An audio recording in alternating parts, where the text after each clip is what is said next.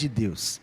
Eu gostaria de conversar com a igreja, de refletir com a igreja sobre algo muito importante, sobre algo muito precioso, algo que é fundamental para a nossa fé. A nossa vida como cristão e as nossas emoções. Como que andam as suas emoções? Como é que estão as suas emoções? Como é que você lida com as suas emoções? Hoje foi um dia de fortes emoções, né? Como diria o Faustão, né?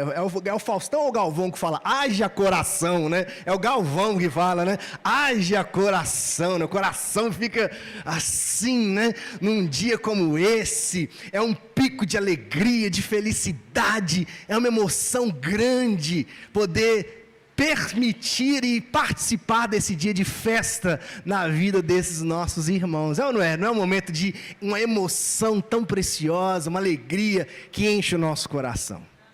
Mas nós sabemos muito bem que a vida, ela não é feita só de emoções alegres, felizes.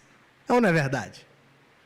Na vida nós enfrentamos diversas emoções, como frustração, tristeza, raiva. Quem dirige aqui, a emoção da raiva passa constantemente, é ou não é? Quando aquele abençoado te fecha no trânsito, fica, meu Deus, não podia ter feito isso. Você fica com raiva. É ou não é verdade? Ele não fica assim? Não fica incomodado? Hoje de manhã o pastor Felipe brincou, né? Que quando o time perde, a gente fica com raiva. Nós cruzeirenses temos mais motivo de ficar com raiva do que de alegria ultimamente, né? A gente fica triste, fica com raiva, chora. Mas nós, discípulos e discípulas do Senhor Jesus, cristãos, seguidores de Jesus, como lidamos com as emoções? Será que lidamos de forma diferente? Será que da mesma forma que qualquer pessoa? O que a palavra de Deus tem a nos dizer? Nós estamos, neste mês de setembro, num mês muito peculiar, num mês de conscientização. Setembro Amarelo, um mês de conscientização em relação e prevenção ao suicídio, mas também de incentivo à reflexão sobre a saúde emocional. Nós cuidamos do nosso corpo, é ou não é? Se você preza pela alimentação, você evita uma gordura aqui, você evita comer muita fritura, você come mais salada. Todo mundo faz isso aqui, né? Todo mundo faz a dieta balanceada aqui, né? Todo mundo. A dona Antônia fez assim, ó, com a cara assim, ó. Não é? A gente cuida do corpo, faz uma atividade física, a gente vai tentando, né? É comum. Mas e da sua mente? Da sua mente, o que você faz para cuidar da sua mente? O que você faz para que a sua mente seja saudável, como o seu corpo? O que você faz? O que você realiza para que você viva com o seu emocional saudável? É sobre isso que a gente gostaria de conversar nesses próximos domingos, começando hoje e seguindo em 5 encontros, tanto pela manhã e à noite. E hoje nós vamos conversar sobre uma emoção específica, sobre um sentimento específico, que é a ansiedade. O cristão e a ansiedade.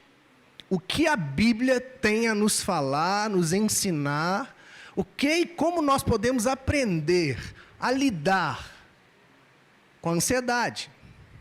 Você é ansioso? Os irmãos aí que seriam recebidos como membros hoje estavam ansiosos para esse dia? Expectativa, né, de chegar? Estava, Emily? Emily aqui, a Nelly, a Jéssica, o Isaías, a Bianca e o Emanuel. Estavam ansiosos para esse dia? A gente fica na expectativa, né, de chegar, né?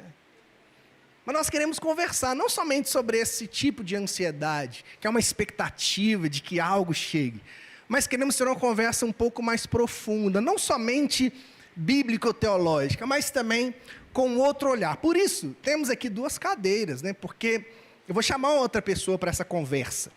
Eu quero convidar aqui à frente a mais nova membro da nossa igreja, a Jéssica, que é psicóloga, que vai vir aqui contribuir nessa mensagem. Uma salva de palmas à vida da Jéssica, por favor. Glória a Deus. E nós vamos conversar com a igreja. Nós vamos fazer uma pregação. Essa aqui é a mensagem dessa noite, nesses próximos dias. Será uma conversa baseado na Bíblia, mas baseado também, e inspirado também, com a perspectiva psicológica. Por quê? Vê se você consegue pegar aqui, gatinho.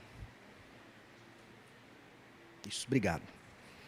Com a perspectiva psicológica, e quando nós falamos sobre as nossas emoções, e se queremos ter uma conversa para além do senso comum, porque se nós queremos ter uma reflexão do senso comum, uma reflexão que a gente tem em qualquer lugar, assim, a gente tem as nossas opiniões, é ou não é? Tem a psicologia popular, né? A gente fala assim, a pessoa está triste, não, dá uma pia para ela lavar a vasilha, que ela vai ser terapia para ela e vai passar. Já viu isso? Não, a pessoa está triste, manda ela fazer uma caminhada, manda ela fazer uma comida, arrumar uma casa. E tem essas frases assim, né? Que é essa psicologia popular, e que muitas vezes pode ser problemática, né? E nós queremos, a proposta é fugir dessa perspectiva, olhar para a palavra de Deus e entender de forma séria. Sabe por quê, meus irmãos? Porque o que me motivou a gente conversar sobre esse tema não foi apenas o Setembro Amarelo. Obrigado, Juju, obrigado, muito obrigado. Não foi apenas o mês de setembro, que é um mês específico de incentivo e de reflexão sobre esse tema, mas também uma percepção que me incomoda muito, e que muitas vezes é um senso comum. Quando alguém quebra um osso, não sei quem já teve essa infelicidade, de quebrar o braço, de quebrar uma perna, um osso. Você não tem problema algum de procurar um ortopedista que vai lá avaliar, colocar o seu osso no lugar. Se precisar enfaixar, se precisar de botar uma bota ortopédica, você vai com tranquilidade. Se nós estamos com um problema no coração, a gente procura um cardiologista. E se ele receita um remédio, a gente toma assim sem pensar, porque a gente quer que a dor passe logo. Se precisar fazer uma cirurgia, a gente dá os pulos e temos que fazer. Minha sogra, há pouco tempo atrás, fez uma cirurgia de abrir o peito, tirar o coração para fora, uma coisa inimaginável. Eu não consigo nem imaginar como a cirurgia dessa é feita. Mas ela foi, enfrentou e fez. E procuramos com toda tranquilidade, tomamos as medicações. Mas quando estamos adoecidos na nossa mente, isso aqui é muito importante. Quando estamos adoecidos na nossa mente, nós temos dificuldade de procurar ajuda. Quando a nossa mente está adoecida, quando a nossa psique está em confusão, e precisamos de uma ajuda medicamentosa, de uma intervenção terapêutica, nós temos um pé atrás. E quando estamos no meio religioso, isso pode ser um problema até mais profundo, porque alguns preconceitos podem surgir de alguém que está enfrentando uma depressão, uma ansiedade generalizada. Podemos ouvir algumas frases assim, não sei se você já ouviu, ou talvez infelizmente você já falou, isso é falta de fé. Não, faz uma oração que passa. Não, pastor, remédio psiquiatra é coisa de doido. Eu não tomo esse negócio, não. Já ouviram isso? Isso é coisa de maluco, pastor. Por que quando quebramos um osso, quando temos problema no coração, quando temos dor de cabeça, a gente toma remédio sem pensar? Mas quando a nossa mente está adoecida, alguns preconceitos e alguns conceitos equivocados surgem em nosso meio. Porque o que é o preconceito, né, irmãos? O preconceito é um conceito prévio. Você cria um conceito sem ter informação devida para estabelecer um conceito sobre alguma coisa. E aí a gente vai reproduzindo essas falas que não fazem sentido, porque quando nós olhamos para as Escrituras, e essa fala diante de alguém que está adoecido da mente surge, não, pastor, isso é falta de fé, é só orar, é só uma campanha de oração que vai resolver. Meus irmãos, minhas irmãs, eu creio infinitamente no poder da oração. Amém, meus irmãos? Você crê também, não crê? Amém ou não amém, irmãos? Eu creio profundamente no poder da oração. Eu já vi Deus respondendo em inúmeras orações. E orações que eu fiz no secreto com Deus, eu vi Deus respondendo. Milagres acontecendo através do poder da oração. Mas a Bíblia também fala que de Deus não se zomba. E a Bíblia também fala, em Eclesiastes capítulo 7, algo muito interessante. Tudo isso vi na minha vida. Há justos que perecem na justiça e há ímpios que prolongam os seus dias na sua maldade. Ou seja, essa fala de que alguém que está adoecido da mente não tem fé, não casa com as Escrituras. Porque a Bíblia está nos dizendo que existem nessa vida pessoas justas que morrem cedo, que adoecem e que a sua vida é cessada. E pessoas que não mereciam nada e têm uma vida longa, dias e dias e dias, saúde, prosperidade. E aí nós precisamos aprofundar a conversa, e por isso que eu convidei a Jéssica, para trazer esse olhar psicológico, esse olhar da perspectiva psicológica, para a gente conversar especificamente sobre ansiedade. O que é ansiedade? Eu quero te pedir, Jéssica, para falar através da sua perspectiva psicológica. O que é ansiedade? E qual que é a diferença da ansiedade patológica, de alguém que precisa de uma medicação para atenuar uma ansiedade generalizada, ou uma ansiedade que, digamos, aceitável? Qual a diferença, Jéssica? Bom, antes eu quero muito ponderar que... até colocar uma característica que é muito do pastor George, né? O pastor George, ele é muito antenado com as coisas. Ele não brinca de se informar. E é algo que me admirou muito, por isso que me apaixonei bastante. Por mim ou pelo tema? Me apaixonei bastante pelo esse jeito dele, antenado com as coisas e sensível. Eu vejo que falta muito em nós sensibilidade. Sensibilidade a temas complexos e que a igreja precisa conversar. Se a igreja não for espaço de ter uma troca, uma conexão, um bate-papo sobre temas como esse, sobre temas como racismo, sobre temas como violência contra a mulher, eu não sei qual outro lugar a gente vai procurar. Aqui é um espaço de troca. É um espaço de alimentar da fé. Mas também é um espaço de entender quais outras coisas a gente pode aprender, sempre alinhando com a fé. Então, eu fico muito feliz da gente fazer isso aqui. E mais, uma coisa que me motiva a estar aqui, ou estar em tantas igrejas, é o primeiro e único ponto. Nesses quase 10 anos atendendo individualmente, atendendo clinicamente, eu atendo várias pessoas, de várias religiões. Mas, quando aparecem pessoas que são cristãs e professam o cristianismo, eu vejo uma coisa muito complicada nela, sabe o quê?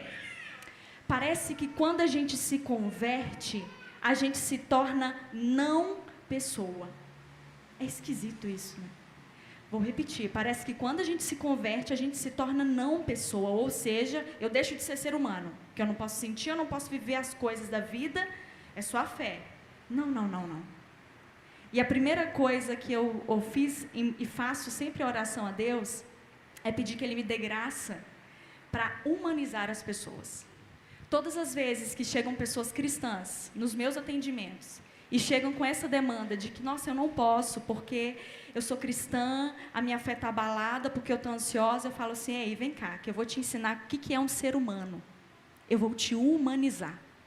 Então aqui, pelo menos o meu papel é humanizar você. É trazer a sua memória, a sua consciência, a clareza da sua humanidade e do que pode acontecer com ela. Então, dando sequência, ansiedade é uma emoção, como qualquer outra. É uma experiência humana que a gente tem, né? O pastor citou aqui sobre a frustração, sobre a raiva, são emoções. É uma experiência humana que todos nós podemos sentir, desde as crianças aos mais velhos. E essa emoção, o que seria especificamente um conceito dela, né? Ansiedade é uma expectativa apreensiva. Vou repetir, ansiedade é uma expectativa apreensiva de algo real ou de algo irreal. Salva isso aqui. Expectativa apreensiva de algo real ou irreal. E dentro dessa expectativa apreensiva que a gente tem diante das coisas, das situações, a gente responde a isso cognitivamente, emocionalmente, fisiologicamente, a nível comportamental. Eu vou dar um exemplo que isso aqui vai ficar mais claro, tá? Então, até aqui, ok? A gente fica com esse conceito, eu vou trazer os exemplos que a gente vai clareando. Então, antes de eu trazer o exemplo, eu quero diferenciar o que seria uma ansiedade normal da patológica. Essa expectativa apreensiva normal seria o quê? É uma expectativa que te movimenta. A ansiedade normal, essa expectativa apreensiva, é aquela que te impulsiona para realizar, para fazer acontecer. Como aqui no exemplo, já vou até colocar. Eu estava muito empolgada por este momento, sabe por quê? Porque normalmente esposo de pastor não faz esse movimento aqui. Né? Tudo, vamos no pacote com o pastor. Eu falei, não, pastor, eu sou um membro da sua igreja. Eu tenho direitos, eu tenho deveres. Eu quero ser recebida. Eu quero também fazer parte da comunidade sendo recebida. Então, nós vamos fazer um movimento muito diferente, porque isso normalmente não acontece. Eu estava com uma expectativa muito grande de saber que eu ia ser recebida. Agora, digamos, oficialmente, eu estava até brincando com algumas pessoas, né? Agora é oficial, gente, estou aqui. Então, é uma expectativa apreensiva, de gostoso, sabe? Isso me moveu durante a semana. Eu fiquei pensando, caramba, setembro, né? Quanto tempo? Já passou, né? Quantos meses já passaram aí que a gente está aqui? E rapidinho vai dar um ano com a gente aqui, né? Então, eu estava com essa boa expectativa. Então, isso me movimentou, isso me impulsionou, isso me animou. Eu fiquei muito empolgada, lembrando do primeiro momento de posse aqui do culto. Eu fiquei muito empolgada de ver tantas pessoas, de conhecer pessoas. Então, essa expectativa minha, que no caso foi normal, ela me movimentou, foi pontual, ou seja, teve uma situação específica que me movimentou dessa forma. Eu fiquei com essa expectativa, mas depois passou, porque depois que a gente teve esse momento, ficou tudo normal, né? Eu fiquei com a expectativa, alcancei o objetivo e agora quietou. Então, além dela de movimentar, além dela ser pontual, ela tem que ser diante de uma situação real. E eu estava diante de uma situação real, era uma recepção de novos membros. Então, isso é uma ansiedade normal. Ela te movimenta, ela é pontual e ela é dentro de uma situação real. Uma ansiedade mais patológica, ou podemos chamar também de disfuncional, é quando ela é desproporcional, ela é irreal. Quando ela normalmente é muito recorrente, ela deixa de ser pontual e começa a afetar várias outras coisas da sua vida. E normalmente ela te paralisa, você fica meio bloqueada. E também você pode até não ficar paralisado, mas qualquer movimento que você faça é de grande sofrimento. Até aqui, ok? Perfeito. Eu quero dar um exemplo para a gente, para diferenciar da normal e a patológica. Eu tive aí o meu aniversário dia 31/8. Então, a situação foi o meu aniversário. Pega essa. Todo mundo fala que agosto é longo, né, gente? Eu achei que agosto passou bem rápido. E eu já estava com uma expectativa apreensiva para o meu aniversário. Por quê? Porque eu estava, de alguma forma, desejando conhecer um lugar. E eu disse para o pastor assim, eu quero conhecer Tiradentes. E como, de alguma forma, eu morava muito num cantinho de Minas lá, né? Cresci e nasci no interior, está pertinho aqui, eu falei, opa, oportunidade, vamos aproveitar. Eu fiquei com uma expectativa apreensiva muito grande.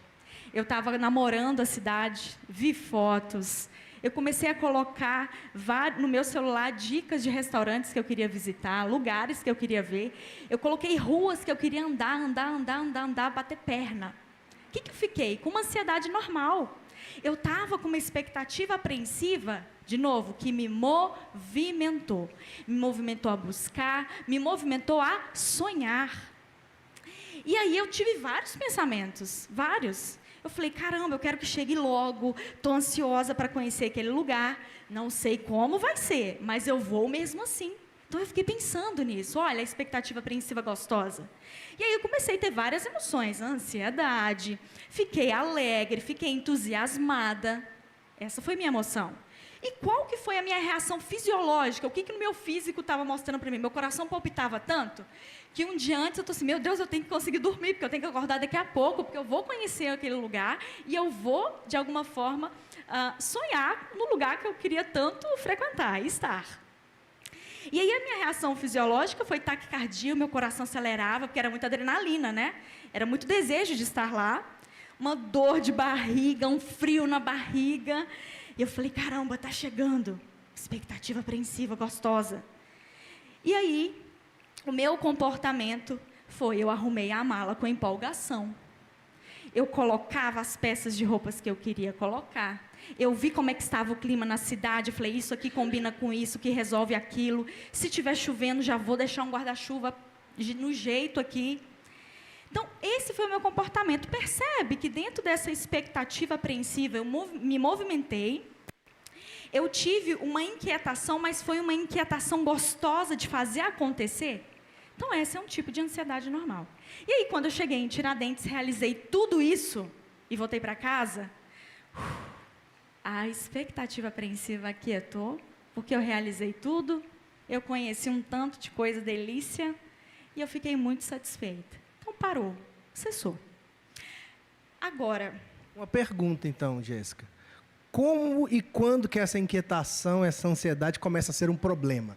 Se essa inquietação normal é saudável e todos nós temos, com várias coisas, como e quando ela começa a se tornar um problema? Então, eu vou usar o mesmo exemplo. Eu trouxe aqui o exemplo do meu aniversário numa expectativa apreensiva normal. Agora eu vou usar o mesmo exemplo, só que eu vou fingir que foi anormal, que a ansiedade foi muito patológica e disfuncional, foi muito ruim.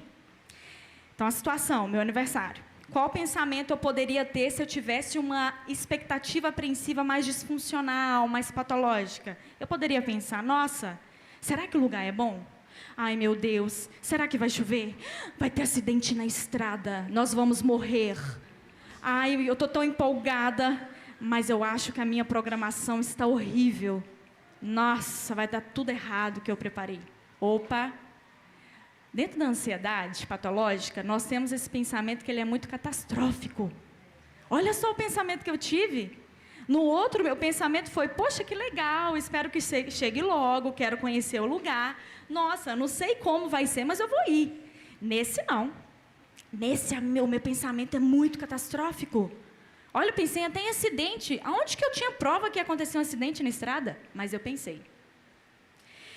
Qual emoção eu teria se eu tivesse esse tipo de ansiedade? Ai, muita insegurança, tensão, uma absurda preocupação. Talvez eu nem dormiria pensando que poderia ter um acidente. Qual reação fisiológica eu poderia ter? Meu Deus, várias, mais do que eu já tive na outra. Então, eu poderia ter um coração acelerado, muita sudorese, que é suor no corpo. Eu poderia ter aperto no peito, falta de ar. Eu poderia ter muito mais dor de barriga e, às vezes, até uma sensação de desmaio, de tanto de carga de adrenalina que foi para o meu corpo. E qual comportamento eu teria? Poderia ter dois dentro desse tipo de ansiedade. Eu poderia ter ido viajar, mas ter ficado preocupado ao longo da viagem inteira, falando, ai meu Deus, vai acontecer um acidente. Meu Deus, uma catástrofe vai vir. A mente nunca descansa. A mente nunca descansa. Boa, a mente não descansa. Ou eu poderia ir, mas o primeiro gatilho, que é essa expressão que a gente usa, né? Gatilho é aquilo que acende na gente alguma coisa, né? Então, o primeiro gatilho que eu visse na viagem, eu poderia retornar. Talvez se eu encontrasse lá com uma rua escura e falasse, meu Deus, tô mal, a rua está escura, nós vamos ser assaltados, o que é isso? Vamos voltar, vamos embora.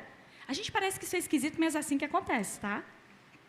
Eu poderia vir embora, mas vir embora, ou eu poderia ter outro comportamento, que é também muito comum na ansiedade, evitação. O pastor poderia virar para mim, vamos conhecer Tiradentes. Eu, o quê? Para morrer na estrada? Vou não. Então eu evito. Parece que isso é esquisito, gente, mas o que eu mais lido, 90% dos meus atendimentos, é lidando com ansiedades diversas. Então, de fato, o sujeito tem esse tipo de reação. Tem esse tipo de reação. E é uma reação que a gente percebe que está sendo uma expectativa apreensiva. Você acha que está sendo uma expectativa apreensiva que está me movimentando de forma gostosa? Não, porque eu já estou catastrófica, né? Será que está sendo uma expectativa apreensiva boa, de que, de alguma forma, eu tô assimilando esse tipo de ansiedade, condicionando esse tipo de ansiedade para uma situação real? Não, porque eu estou imaginando coisas. Imagina eu afirmar para mim, vai ser vai ser horroroso, vai ser horrível, eu vou ter um acidente na estrada. Pensa a catástrofe que eu já estou pensando. Isso é real? Não tem como eu provar se vai ter um acidente. Não tem como eu provar o que pode acontecer.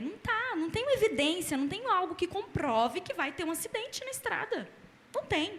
Por quê? Não tem. Então, você percebe que diante de algo irreal, é uma expectativa apreensiva que fica dentro de algo irreal e começa a paralisar a gente. E aí, sabe o que acontece? Diante dessa paralisação, existem pessoas que, às vezes, podem não aceitar vagas de emprego, porque, às vezes, aquele emprego é uma vaga, na verdade, é uma vaga que você vai ser líder, e o líder tem que estar muito à frente, você vai ser gestor de algum lugar, ou gestora de algum lugar, e você fala, eu não vou aceitar essa vaga, não, porque eu vou ter que estar muito na frente, vou ter que ficar falando, eu prefiro cancelar, não colocar meu currículo nessa vaga, do que colocar e sofrer. Então, você percebe que é uma ansiedade, essa ansiedade que eu estou dizendo aqui, que ela é desproporcional, ela é tão irreal, que faz um sujeito, por exemplo, imaginar coisas que não está diante dos olhos dele. Ele cria, é uma distorção. É como se fosse eu, sou míope, gente. Eu não estou enxergando a cara de ninguém. Eu tenho aqui decorado algumas pessoas, eu sei que a Solange está aqui, a Giza está aqui, mas o rosto delas estão embaçados para mim. Então, distorção de pensamento é como se fosse uma pessoa míope. Você enxerga tudo embaçado, como eu estou enxergando agora. Então, a pessoa ansiosa, nessa expectativa apreensiva, diante de algo irreal, ela vê a vida assim, embaçado. Só que uma pessoa que tem uma ansiedade normal, numa expectativa apreensiva normal, como essa que eu coloquei, gostosa, que movimenta, é como se fosse colocando os óculos. Ela enxerga aquilo que é, e não aquilo que ela imagina ser, né? Então, a gente pode ter essa expectativa apreensiva, disfuncional, para várias coisas, como eu citei, na vaga de emprego. Quantas pessoas eu já atendi que desejavam muito uma promoção no trabalho? Muito, muito, muito, muito. Só que essa promoção, o chefe disse assim, olha, você vai ter essa promoção, mas você vai ter que viajar muito. Aí a pessoa, ferrou. Eu tenho pavor de avião. Não vou, não vou. E, às vezes, era uma oportunidade ótima, porque a pessoa ia ter um bom salário, que poderia ajudar a família. E, mesmo ela percebendo que poderia ajudar a família, ela não conseguia. Não é porque ela não queria, é porque essa expectativa apreensiva estava tão disfuncional nela, que ela não conseguia aceitar a proposta. E ela disse, eu nego.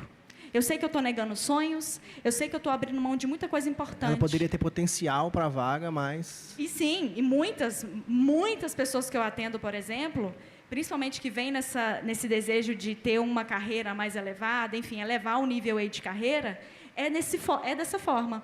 Pessoas que querem a vaga muito, lutaram muito para conquistar a vaga, mas quando fala assim, você vai viajar, eita, tem pavor de avião. Ou quando fala assim, você vai ser um líder, que você vai ter que fazer reuniões mensais com um grupo, e você tem que estar na frente, você tem que estar falando. Eita, falar para as pessoas em público? Não vou não. Aí nega. Então, você percebe que vai tendo prejuízo na vida da pessoa, e prejuízos difíceis. Então, por isso que... eu e você, a gente pode vivenciar esses dois lados. A gente pode vivenciar essa ansiedade normal, mas também a gente pode vivenciar essa ansiedade mais disfuncional, mais patológica, e tem um caminho possível de tratamento para isso, né? Amém. Nós começamos com essa perspectiva psicológica, e a Jéssica explicou muito bem, mas eu quero colocar a Bíblia nessa conversa. Porque a Bíblia fala sobre ansiedade, e eu vou citar alguns textos aqui. E a pergunta que eu fiz, quando a gente estava pensando essa pregação e organizando essa mensagem é: como que um cristão lida com a ansiedade se a Bíblia me chama a não andar ansioso? Vou citar alguns versículos, apenas escute. 1 Pedro, capítulo 5, 6 e 7. Humilhem-se debaixo da poderosa mão de Deus, para que Ele, em tempo oportuno, os exalte. Lancem sobre Ele todas as suas ansiedades, porque Ele cuida de vocês. Filipenses, capítulo 4, versículo 5. Não fiquem ansiosos com coisa alguma, mas em tudo sejam conhecidos diante de Deus os pedidos de vocês.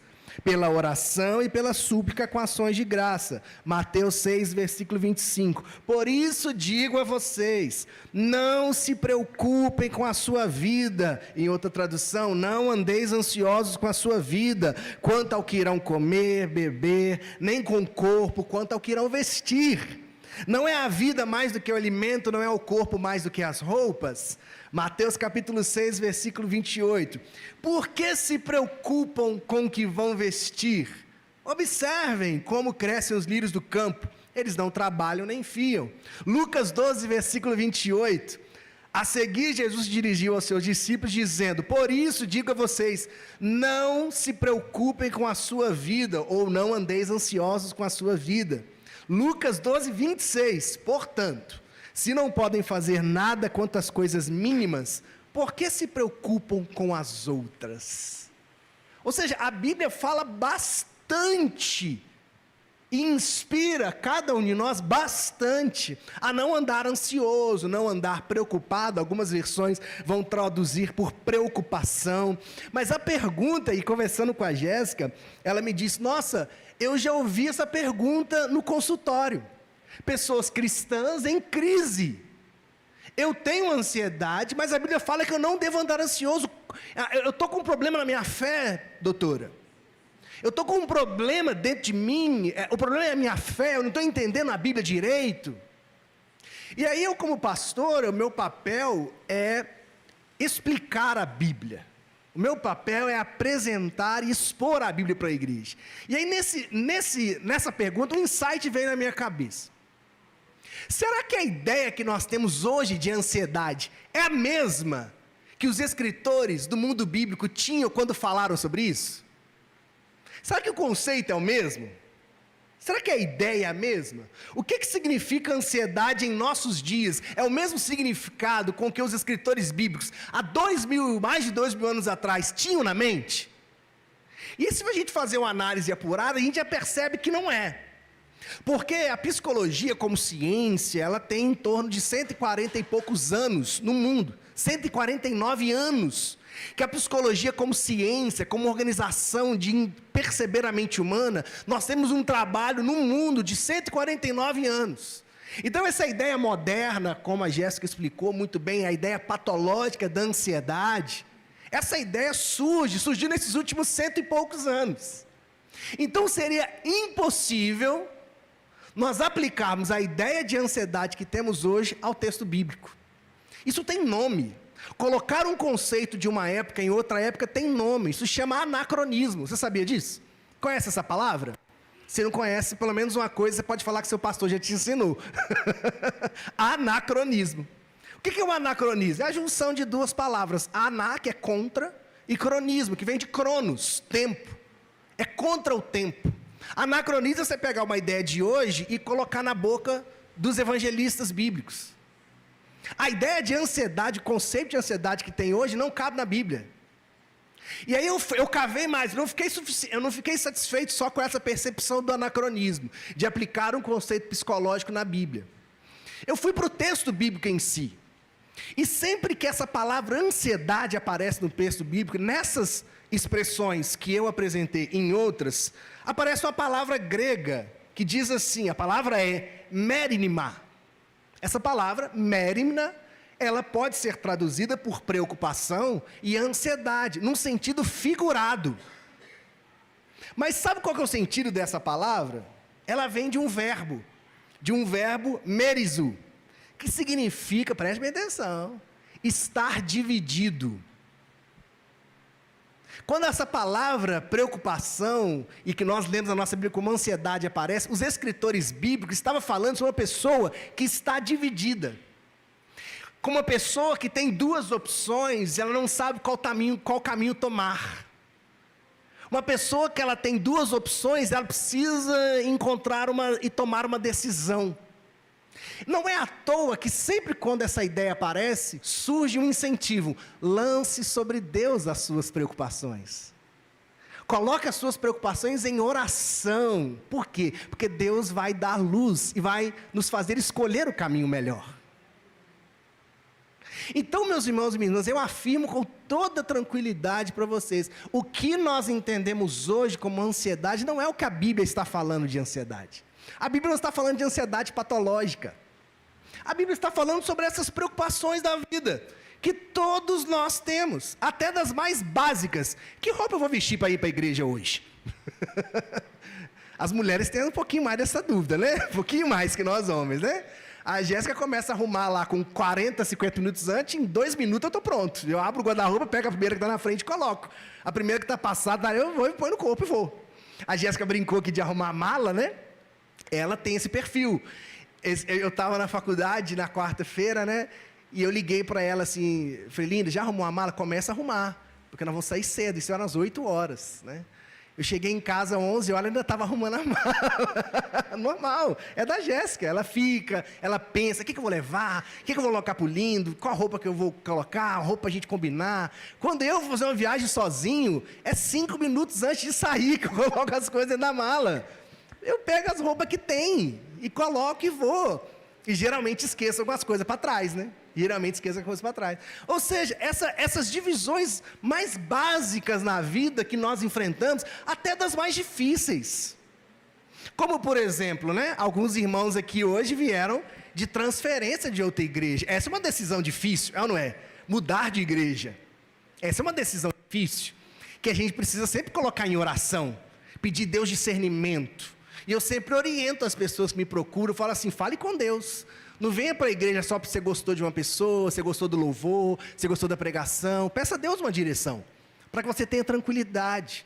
Então a Bíblia está nos falando sobre essas preocupações, sobre as situações em que nós ficamos divididos. Por isso Deus fala, olha, não fiquem preocupados quando vocês vão vestir e comer. Deus vai sustentar vocês. Olha as flores, elas não trabalham, mas se vestem lindamente.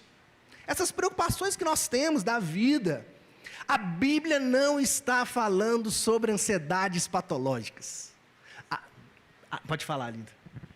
Só para pegar naquele gancho, quando o pastor colocou sobre as pessoas acreditarem, né, no consultório a fala é essa, Jéssica, a minha fé acabou. Abaladíssima. Que triste. O que está acontecendo? Porque eu estou ansiosa. Eu não tenho lançado a minha ansiedade nos pés do Senhor. E mais, são pessoas que são retiradas das comunidades porque apresentam esse tipo de ansiedade. São pessoas que não são bem-vindas. Que triste. Eu não sei você, mas todas as vezes que eu escutei isso, eu queria chorar. Eu queria chorar. Eu queria chorar de pensar o quanto que uma comunidade de fé, que precisa ser acolhedora, conectar com as pessoas, e a pessoa simplesmente dizer, não, porque falaram que eu estou com pouca fé. O que é isso? Estou com pouca fé, eu não posso estar ali. Eu falei, como assim? Né? Não pode estar ali. Tem duas coisas, duas ações que a gente faz quando lê o texto bíblico. De forma técnica e pastoral, que eu faço constantemente para preparar os sermões e as falas através da Bíblia. Existe uma técnica chamada exegese, que é o quê? Você extrair o sentido do texto. É o que eu fiz aqui agora. Eu fui, pesquisei a língua grega, que é a língua do Novo Testamento, busquei a palavra, esclareci para a nossa igreja que os escritores bíblicos não estavam falando do conceito de ansiedade patológica que nós temos hoje, mas sim dessas preocupações da vida e dessas situações em que nos encontramos divididos, que precisamos tomar uma decisão. Por isso, nós precisamos lançar sobre ele todas as nossas ansiedades e preocupações, porque ele vai nos ajudar a esclarecer essas decisões que precisamos tomar da vida. É disso que o texto está falando. Isso é uma exegese, é extrair do texto o sentido. O texto nos dá o sentido, a gente expõe. Mas tem uma outra coisa, que é isso que a Jéssica falou que acontece, que as pessoas falam, não, se você tem uma doença psíquica, você não está com problema de fé. A pessoa está fazendo uma exegese. O que é isso? Ela está colocando um sentido no texto que não existe. Ela está fazendo um trabalho contrário. Ela está manipulando a Bíblia, inconscientemente. Às vezes a pessoa faz isso por uma ignorância, por falta de conhecimento. E ela precisa ser esclarecida. Outras podem fazer de má fé, mas outras não. Porque talvez não tenham conhecimento, é ignorante naquele assunto. E ela impõe ao texto um sentido que ele não tem.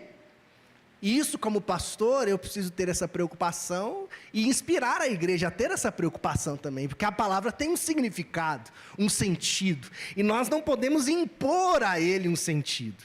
Então, como lidar com ansiedade patológica se a Bíblia me ordena não viver ansioso? Como um cristão vive ansioso? Um cristão pode viver ansioso? E a resposta é muito simples. Da mesma forma que alguém que não é cristão lida com a ansiedade patológica, um cristão também deve lidar com a ansiedade patológica. Da mesma forma, que é procurando ajuda psicológica, ajuda psiquiátrica se necessário. Da mesma forma, se alguém quebrar um dente, o dentista vai perguntar assim, é evangélico ou não é evangélico? Acredita em Deus ou não acredita em Deus?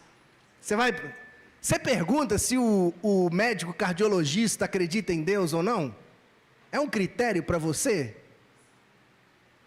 É um critério para a gente? O que a gente se preocupa mais?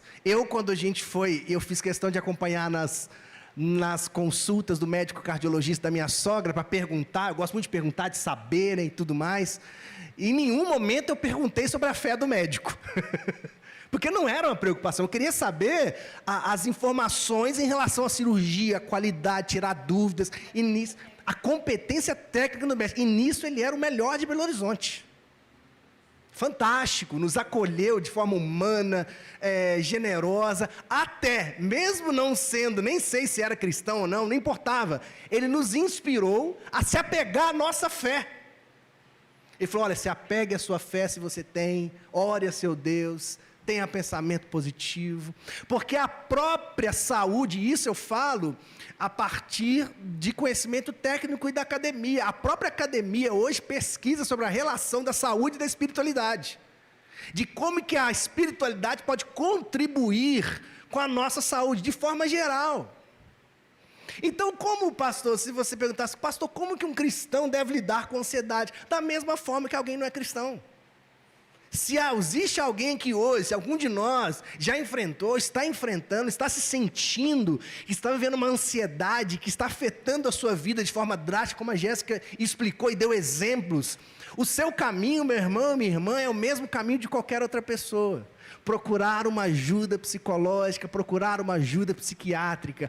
Então, pastor, a gente não deve orar. Não. Claro que você deve orar.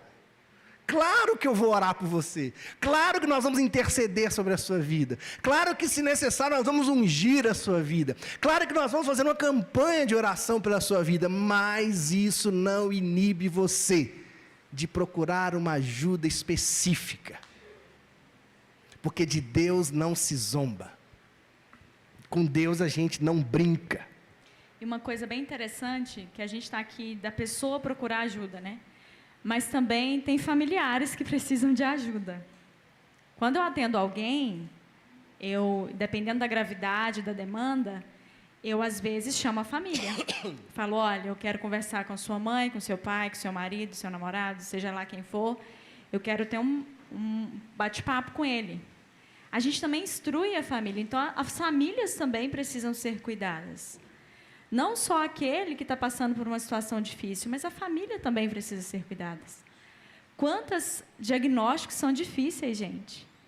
São muito difíceis de lidar com os diagnósticos. A família precisa de afeto. E, de novo, nós, como igreja, se conhecemos pessoas que têm familiares ou que a própria pessoa está passando por uma situação emocional complicada, abrace. Se você não é capaz de abraçar, eu não sei do que a gente precisa.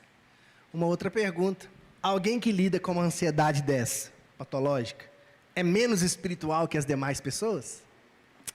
Eu te afirmo com toda tranquilidade que os problemas psíquicos não são um problema de fé. Vou repetir.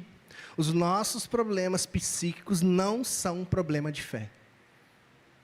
Eu posso ter uma crise de fé, pastor? Claro, faz parte da vida. Podemos enfrentar crises de fé. Podemos viver momentos que a nossa fé está abalada. Mas a nossa relação psíquica não está conectada a isso.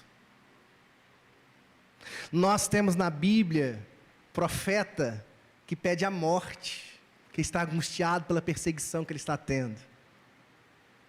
Jesus no Getsêmani, pronto a chegar à cruz. Se você lembra muito bem nas Escrituras, o que Jesus está fazendo? Está chorando. Jesus está angustiado. Jesus está chorando sangue. Pai, se possível, afasta de mim esse cálice. Jesus está pedindo, Deus, olha, se tiver um outro jeitinho, ajuda, que está difícil. Jesus está expondo a sua fragilidade. Jesus não tem vergonha de expor, para quem lhe conhece mais profundo, que é o seu Pai, a sua dor e o seu sentimento. E esse é o conselho que eu gostaria de finalizar essa mensagem nessa noite. Se o conselho que eu gostaria de deixar, o conselho pastoral para a igreja, diante de tudo que nós falamos aqui, do olhar das Escrituras, do olhar da psicologia, independente se você lida dificilmente com ansiedade ou com qualquer outro transtorno psicológico que seja, o meu conselho pastoral para você é: reconheça a sua fraqueza. Reconheça a sua fraqueza. Reconheça o seu limite. Jesus, chegando perto da cruz, reconheceu: Pai, se possível, afasta de mim esse cálice. Reconheça que você precisa de ajuda.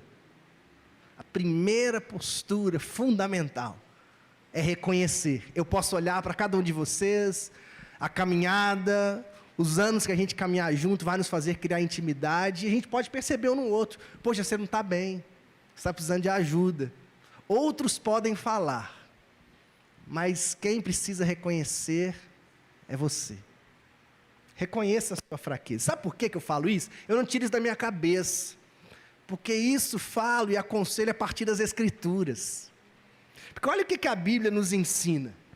A Bíblia nos ensina que o caminho da força passa pela fraqueza. O caminho do fortalecimento passa pela fraqueza. O apóstolo Paulo, quando escreve a segunda carta aos Coríntios, capítulo 12, versículo 9, vai dizer assim: a minha graça te basta, porque o poder se aperfeiçoa na fraqueza. Olha que coisa linda, mas difícil. Porque quando sou fraco, então é que sou forte. Deixa e para de fazer papel de forte. Reconheça a sua fraqueza. Reconheça os seus limites. Porque não existe Superman, não existe supermulher, não existe superpastor. Seu pastor tem crise, tem lutas, lida com ansiedade também. É da vida. Tem angústias. Não existe super-homem, super-crente. Reconheça as suas fraquezas. Assuma a sua fraqueza e deixa Deus te fortalecer. Porque a esperança é que quando nós reconhecemos que somos fracos, Ele começa a agir, nos fortalecer. Você crê nisso em nome de Jesus? Eu creio nisso poderosamente. Eu creio nisso poderosamente, que Deus age em meio às nossas fraquezas. Mas para isso precisamos reconhecê-las. Assuma suas fraquezas. Procure ajuda. Sabe por quê? Porque Deus tem vida abundante para nós. Ele, Jesus Cristo, é o caminho, a verdade e a vida. E Ele não veio apenas trazer vida, veio trazer vida abundante.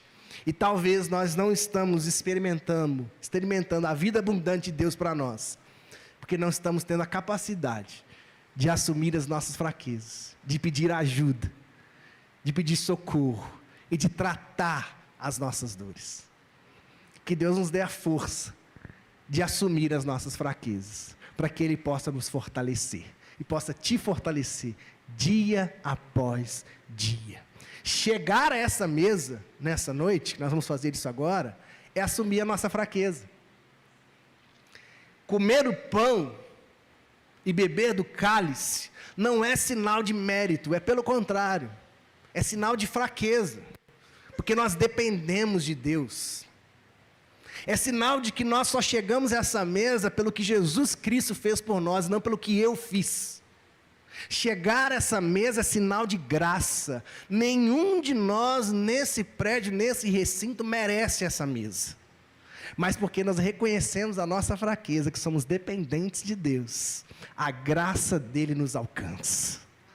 Por isso você pode chegar a essa mesa. Por isso essa mesa está aberta a todos que estão aqui, até você que nos visita.